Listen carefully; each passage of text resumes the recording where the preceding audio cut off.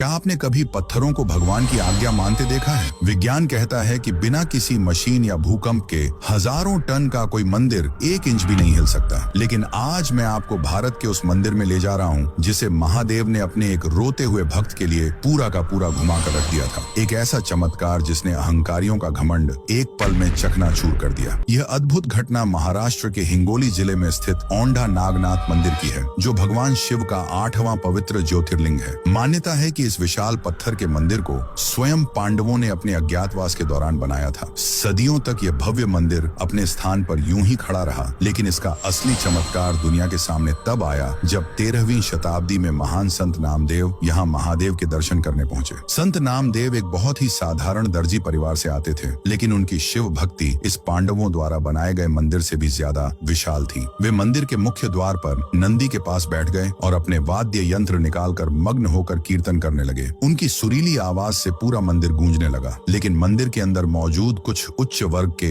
अहंकारी पुजारियों को यह बिल्कुल रास नहीं आया। उन्हें लगा कि एक साधारण जाति के इंसान के जोर जोर से गाने से उनकी खास पूजा में विघ्न पड़ रहा है। अपने पद के अहंकार में अंधे होकर वे बाहर आए और उन्होंने संत नामदेव का घोर अपमान किया। उन्होंने नामदेव को धक्के मारे और कहा, तुम्हारी यहाँ बैठने की औकात नहीं है, जाओ मंदिर के पीछे जाकर गाओ। अपमान से टूटे हुए नामदेव ने कोई विरोध नहीं किया। वे चुपचाप उठे और मंदिर के बिल्कुल पीछे एक खाली पत्थर की दीवार के सामने जाकर बैठ गए। उनकी आंखों से आंसुओं की अविरल धारा बह रही थी, लेकिन उनके हाथों ने कीर्तन नहीं रोका। रोते हुए उन्होंने एक बहुत ही भावुक भजन गाया, जिसका अर्थ था, हे भोलेनाथ, अगर मैंने एक नीची जाति में जन्म लिया है तो इसमें मेरा क्या दोष है? क्या आप भी मुझे इसी नजर से देखते हैं? उनकी उस पुकार में इतना दर्द और इतनी सच्चाई थी कि कहते हैं, उस दिन ब्रह्मांड भी उस दर्द को सह नहीं पाया और फिर जो हुआ उसने उन पुजारियों के पैरों तले जमीन खिसका दी। अचानक आसमान में काले बादल छा गए, धरती जोर जोर से कांपने लगी और तेज हवाएं चलने लगी। एक गगन भेदी आवाज के साथ हजारों टन वजनी पांडवों द्वारा बनाया गया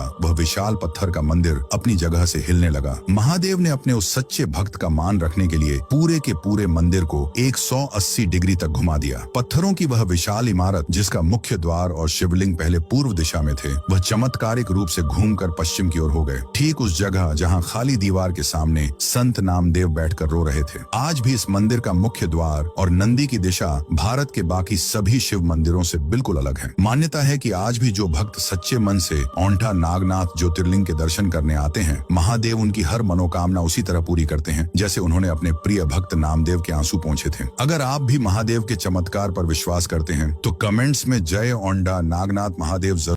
क्या आपने कभी